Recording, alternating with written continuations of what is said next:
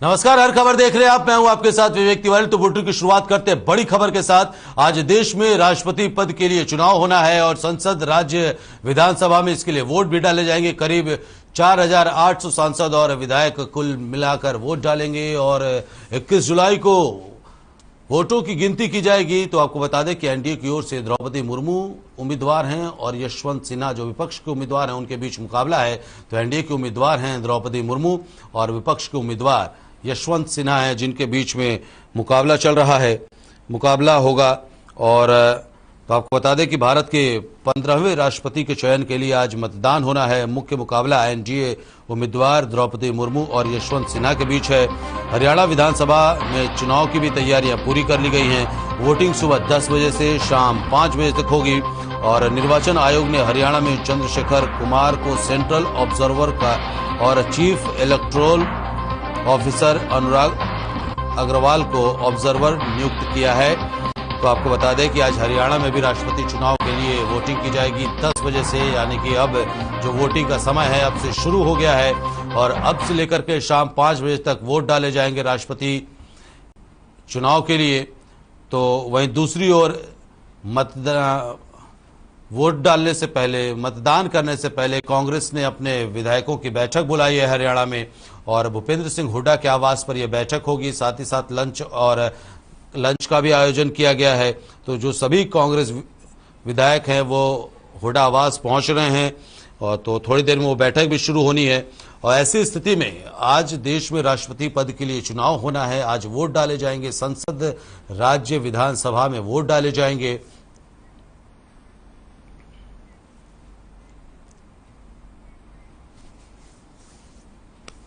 और इसी खबर पर ज्यादा बातचीत करने के लिए चंडीगढ़ से हमारे ब्यूरो हेड स्वर्णजीत सिंह बाबा जुड़ रहे हैं लाइव।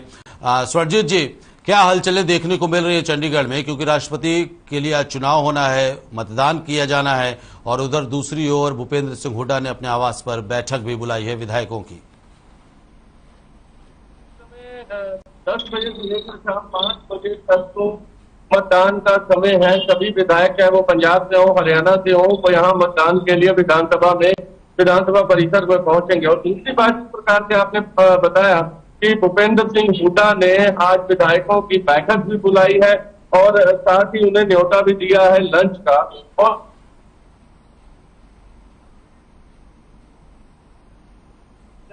दीदी देवो भव, इसके लिए बहुत जाने जाते हैं। उन्हें पता है कि उनके जो विधायक हैं वो हरियाणा के अलग अलग जिलों से यहाँ पहुंचने वाले, अलग अलग विधानसभा से यहाँ पहुंचने वाले हैं। तो उनके खाने का भी इंतजाम और साथ ही एक रणनीति भी जो है आने वाले चुनाव को लेकर के वो बनाने की तैयारी में है, क्योंकि बहुत जल्द जो है, आपको जैसा पता है कि अभी पंचायती चुनाव हरियाणा में होने और उसके बाद विधानसभा और लोकसभा चुनाव है।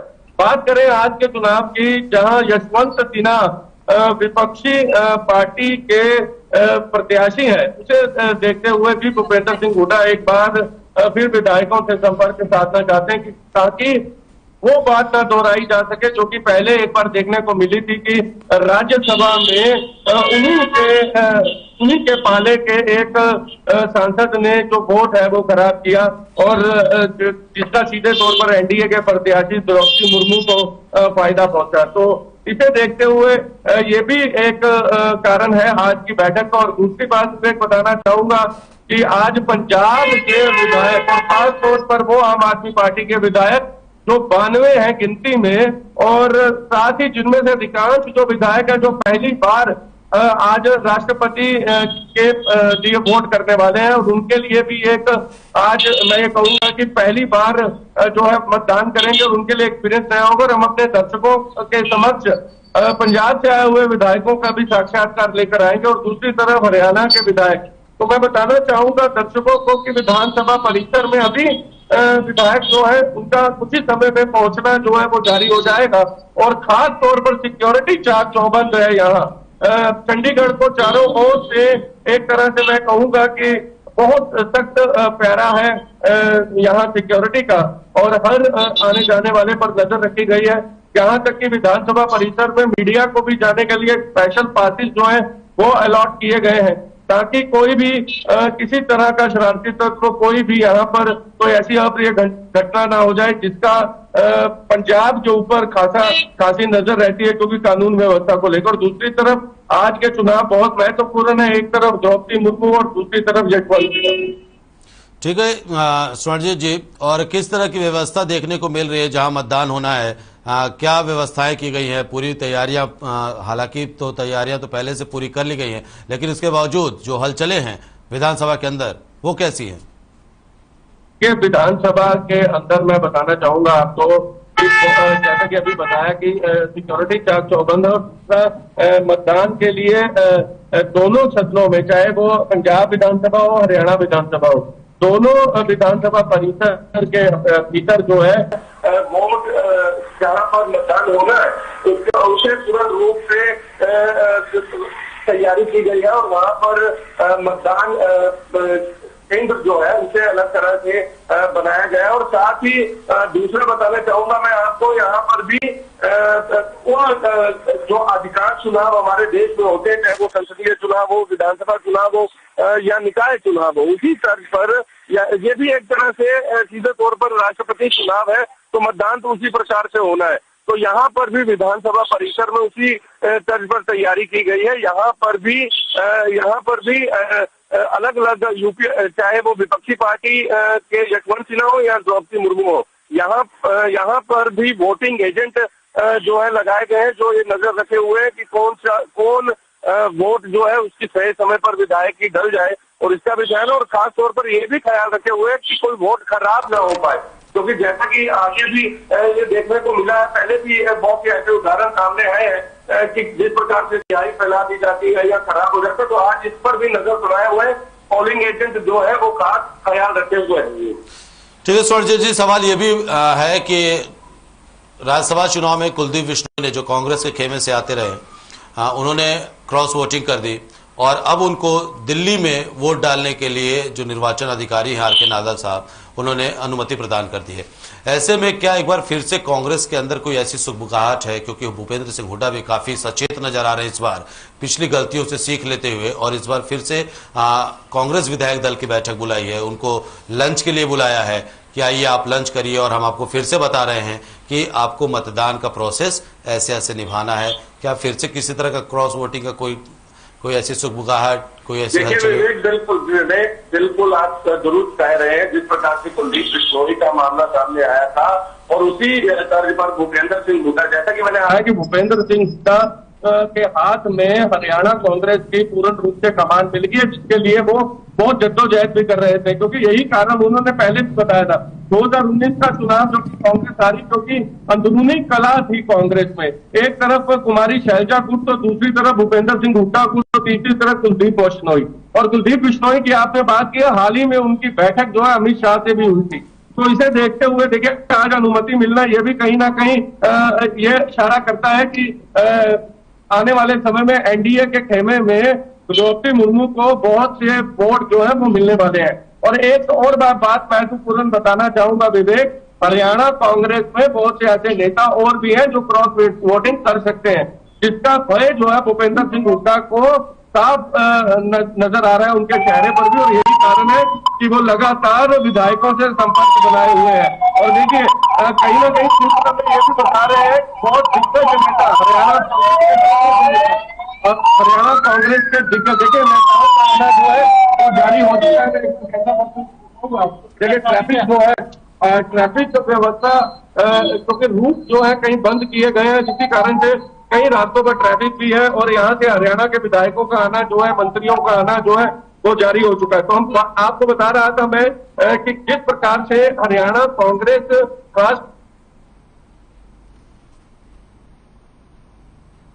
पर सूत्रों से हमारे को जो जानकारी हमने जुटाई है, उसमें कई दिग्गज नेताओं को का भी के ऊपर भी नजर जो है भूपेंद्र सिंह हुड्डा की है।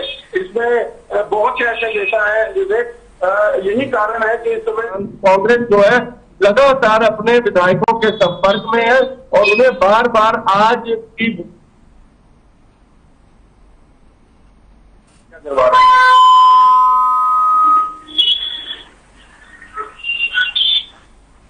तो बहुत शुक्रिया आपका स्वर्णजीत सिंह बावा जी, तमाम जानकारी साझा करने के लिए।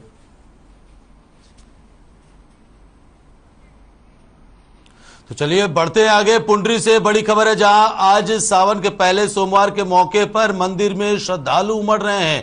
11 रुद्री मंदिर में श्रद्धालु उमड़ रहे हैं। शिवलिंग पर जल चढ़ाने के लिए शिव भक्त उमड़े हैं। तो 11 रुद्री मंदिर में श्रद्धालुओं का तांता लगा हुआ है। शिवलिंग पर जल चढ़ाने के लिए, शिवलिंग का जलाभिषेक करने के लिए श्रद्धालु मंदिर पहुंच रहे हैं और पूरे विधि विधान के साथ अपने आराध्य शिव की पूजा अर्चना कर रहे हैं। तो सावन का आज पहला सोमवार है और इस मौके पर देश के अलग अलग हिस्सों से, हर अलग अलग इलाकों से ये तस्वीरें निकलकर सामने आ रही हैं। जो शिव भक्त हैं वो मंदिर में पहुंच रहे हैं, शिवालयों में पहुंच रहे हैं और शिवालयों में पहुंच करके वो अपने आराध्य शिव का जलाभिषेक कर रहे हैं, विधि विधान के साथ में पूजा अर्चना कर रहे हैं। तो शिवलिंग पर जल चढ़ाने के लिए श्रद्धालुओं की भीड़ उमड़ी है। 11 रुद्री मंदिर में श्रद्धालु पहुंच रहे हैं, बड़ी तादाद में श्रद्धालु पहुंच रहे हैं। पुंडरी से बड़ी और अहम जानकारी आप तक पहुंचा रहे हैं, जहां सावन के पहले सोमवार के मौके पर श्रद्धालु 11 रुद्री मंदिर में पहुंच रहे हैं, बड़ी तादाद में पहुंच रहे हैं और शिवलिंग पर जल चढ़ाने के लिए ये श्रद्धालुओं की भीड़ पहुंची हुई है।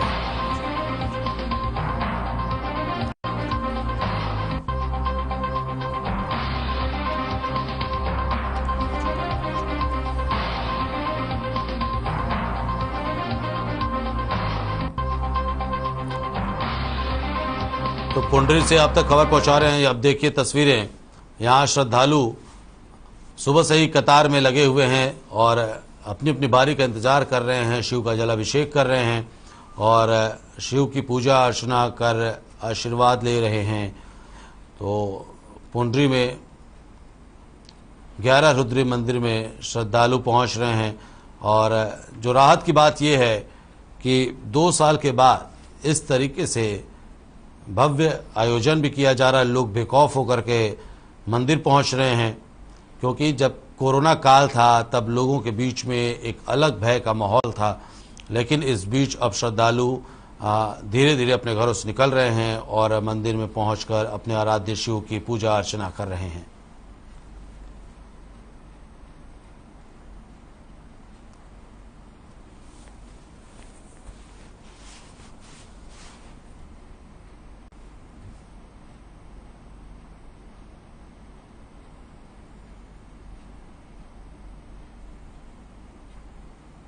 तो आज सावन का पहला सोमवार है। सोमवार का महत्व पूरे देश भर में अलग ही देखने को मिल रहा है।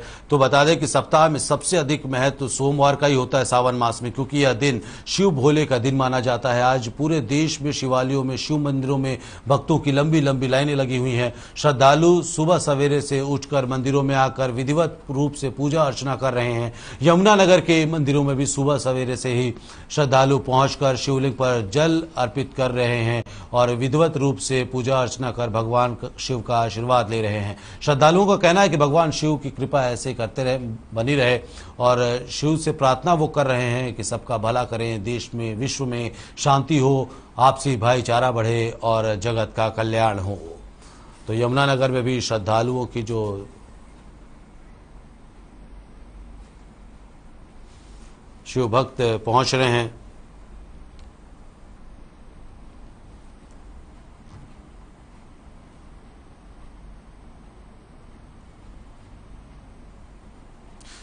वहीं जुलाना के गांव फतेहगढ़ में उस वक्त अफरा तफरी मच गई जब एक किसान और उसका बेटा खेतों में धान की रुपाई कर रहे थे। तभी अचानक किसान के बेटे पर आसमानी बिजली आकर गिर गई, जिससे इलाज के लिए रोहतक पीजीआई लेकर लोग पहुंचे, लेकिन डॉक्टर्स ने उसे मृत घोषित कर दिया।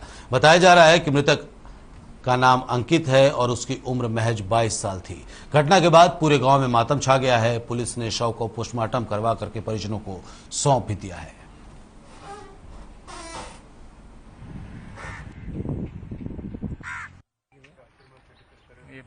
बेटा जी खेत में काम कर रहे थे जी, पानी लगा रहे थे, दाल लगाने की तैयारी थी और आसमानी बिजली गिरी है।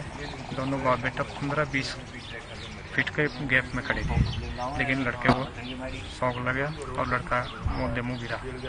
औंधे मुंह गिरने से उसका चेहरा नीला पड़ गया। तो उसके बाद तुरंत यहाँ से हॉस्पिटल लेके गए, लेकिन डॉक्टरों ने उसको तब तक बताया कि देर हो चुकी थी।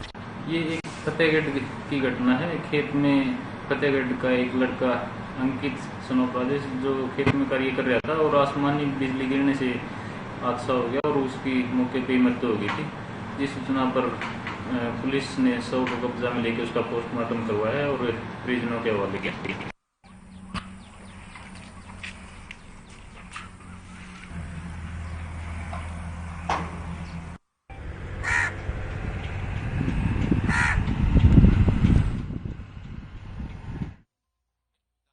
कर रहे एक युवा किसान पर आसमानी बिजली गिर गई, जिससे उसकी दर्दनाक मौत हो गई।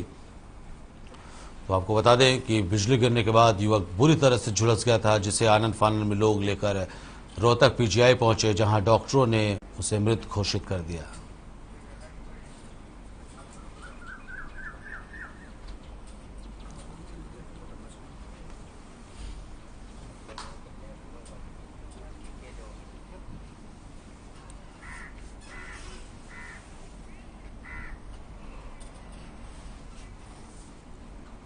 तो यहां रुक रहे छोटे से ब्रेक के लिए, जल्द लौटते हैं कुछ और खबरों के साथ।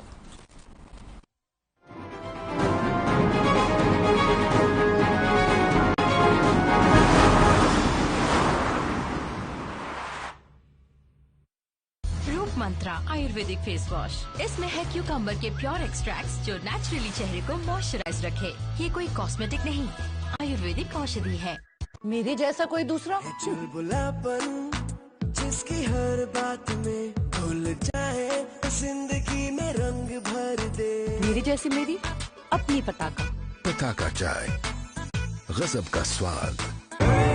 देखें कौन नया खिलाड़ी आया है, समझा देते हैं, प्यार से समझाएंगे। ये तो अपनी जुबान है। जुबान एक हो तो दिल भी एक होने चाहिए। विमल बोलो जुबान केसरी। पंजाब है जसप्रीत का ठिकाना, मुंबई है आदर्श का आशियाना, केरल का गोविंद निवासी, कोलकाता में जन्मे है काशी। हर हिंदुस्तानी की शान, ARB बियरिंग्स जोड़े सारा Hindustan. Hey mom, hey, look, I can download a song really fast. I can make dosas faster. Must be joking. Bus, 3 easy steps. Mix with water.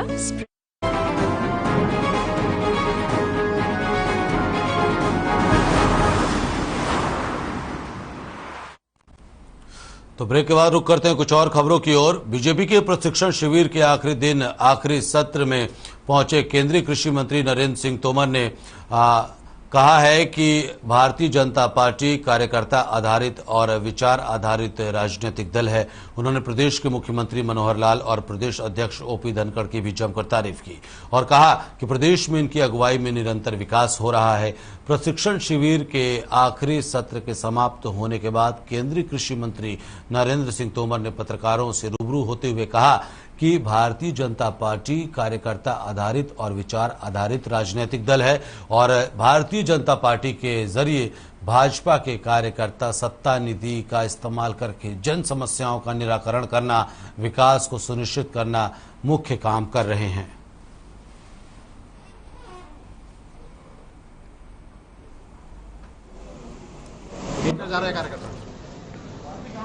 Bharatiya Janata party कार्यकर्ता आधारित और विचार आधारित राजनीतिक दल है। भारतीय जनता पार्टी के माध्यम से भारतीय जनता पार्टी के कार्यकर्ता सत्तारूपी अस्त्र का इस्तेमाल करके जन समस्याओं को निराकरण करना, विकास को सुनिश्चित करना और जन कल्याण करना, इस उद्देश्य के लिए काम करते हैं।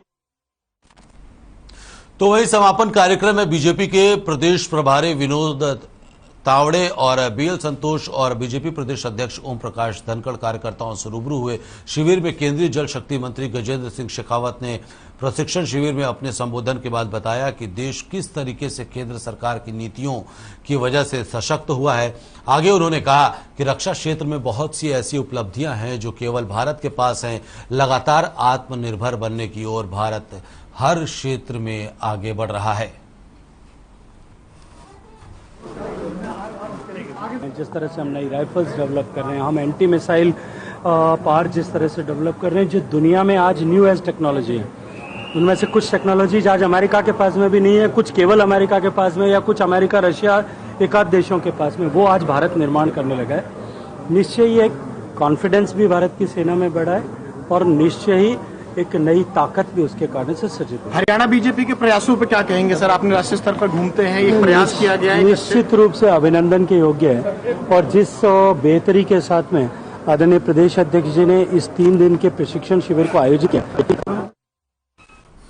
वहीं फरीदाबाद में बीजेपी के प्रशिक्षण शिविर के तीसरे और आखिरी दिन केंद्रीय राज्य मंत्री कृष्णपाल गुर्जर भी पहुंचे रहे और उपराष्ट्रपति पद के लिए उम्मीदवार जगदीप धनखड़ को चुने जाने पर उन्होंने कहा कि कार्यकर्ता ही नेता बनता है बीजेपी में। तो वहीं बीजेपी में नेता किसान का बेटा चुना गया है और आजादी के 75 साल बाद किसी आदिवासी महिला को राष्ट्रपति पद के लिए पार्टी और गठबंधन ने चुना है। इस सम्मेलन में सभी सांसद, विधायक, मंत्री, नेता, कार्यकर्ता, यहां सभी लोग कुछ अलग अलग तरीके से प्रशिक्षण शिविर से सीख करके गए हैं, ऐसा कृष्णपाल गुर्जर ने कहा।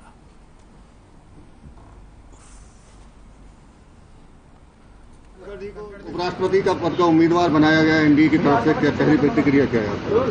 देखिए, हमारे केंद्रीय नेतृत्व की सोच का पता चलता है राष्ट्रपति और उपराष्ट्रपति के लिए किस तरह के व्यक्तित्वों का चयन हुआ है।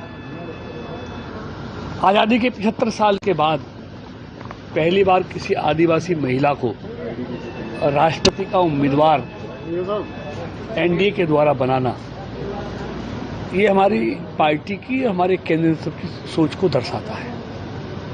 और कल इसी तरह एक किसान के बेटे को उपराष्ट्रपति पद के लिए नामित करना बहुत बड़ी बात है। पहली बार एक किसान के घर में पैदा हुआ एक किसान का बेटा एनडीए की तरफ से, भारतीय जनता पार्टी की तरफ से उपराष्ट्रपति पद का उम्मीदवार घोषित।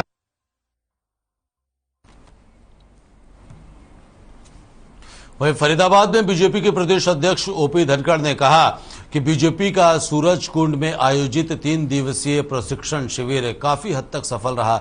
उन्होंने शिविर समापन के बाद मीडिया से रूबरू होते हुए बताया कि इस शिविर में 350 से अधिक कार्यकर्ताओं ने भाग लिया और बहुत ही श्रेष्ठ वक्ताओं ने इस शिविर में कार्यकर्ताओं को प्रशिक्षण दिया। आगे ओपी धनखड़ ने कहा कि इस तरह के प्रशिक्षण शिविरों का लक्ष्य है कि बीजेपी की विचारधारा को आम आदमी तक कैसे पहुंचाया जाए। इसके लिए कार्यकर्ताओं को परिपक्व करना होगा और ये किया भी गया।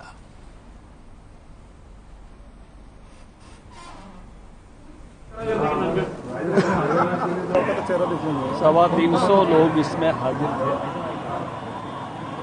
और इसमें 13 सत्रों में सब प्रकार के विषयों का चयन था जो पार्टी के विचारधारा से जुड़े हुए हैं, जो इस समय की राजनीति से जुड़े हुए हैं और जो सरकार के लोक कल्याण के काम हैं उनको आखिरी व्यक्ति तक पहुंचाने तक जुड़े हुए हैं। मुझे इस बात का आनंद है कि हमको बहुत अच्छे वक्ता इस प्रशिक्षण वर्ग में मार्गदर्शन करने के लिए मिले। साइड से पार निकाल दे। सभा में कल मुझे खड़ा कर देंगे।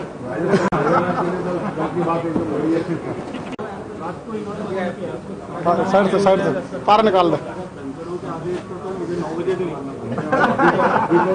सभा में कल मुझे खड़ा कर देंगे।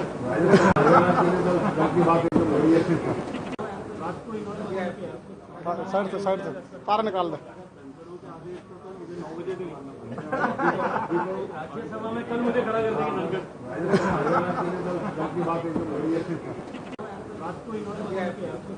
साइड से पार निकाल दे।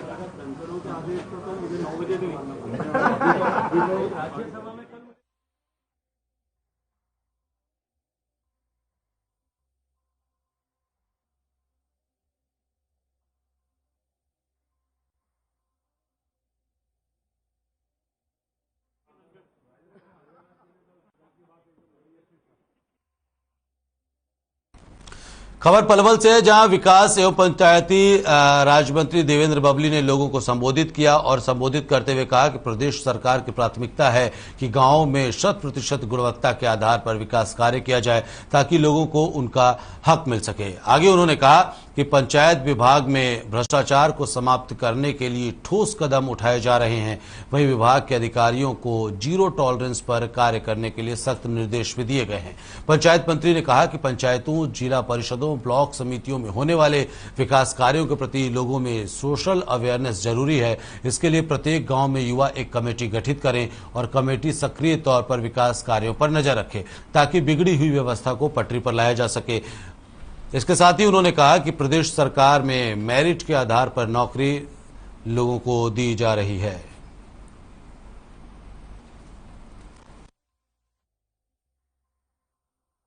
की समस्याएं उनके भी बहुत समय से लंबे समय की पुरानी बड़ी समस्याएं थी, उनका निवारण हो इसलिए सारी मांग मैंने गांव की तरफ से जो मुझे दी गई है मैंने वो ले ली है और उसमें फौरी तौर से हम इस पर कार्रवाई करेंगे और जो काम इसमें हो रहे हैं उनका जल्दी एस्टिमेट बनवा के उसका पैसा सैंक्शन करके। और मैंने गाँव वासियों से रिक्वेस्ट की है कि आप अपनी कमेटियां बनाइए, सरपंच मेंबर आपसे देते हैं, अधिकारी हमारे यहाँ हैं, कहीं भी कोई कोताही करता है। तो वहीं पलवल पहुंचे पंचायती मंत्री देवेंद्र बबली ने डीसी को पब्लिक के बीच में फटकार लगाई है, वो भी आपको हम दिखाते हैं।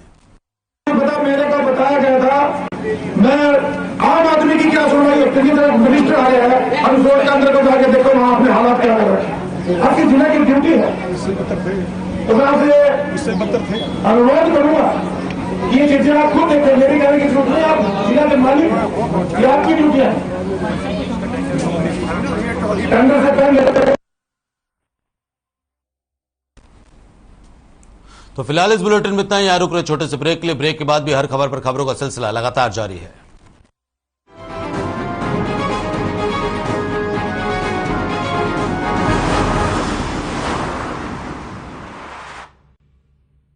मेरे जैसा कोई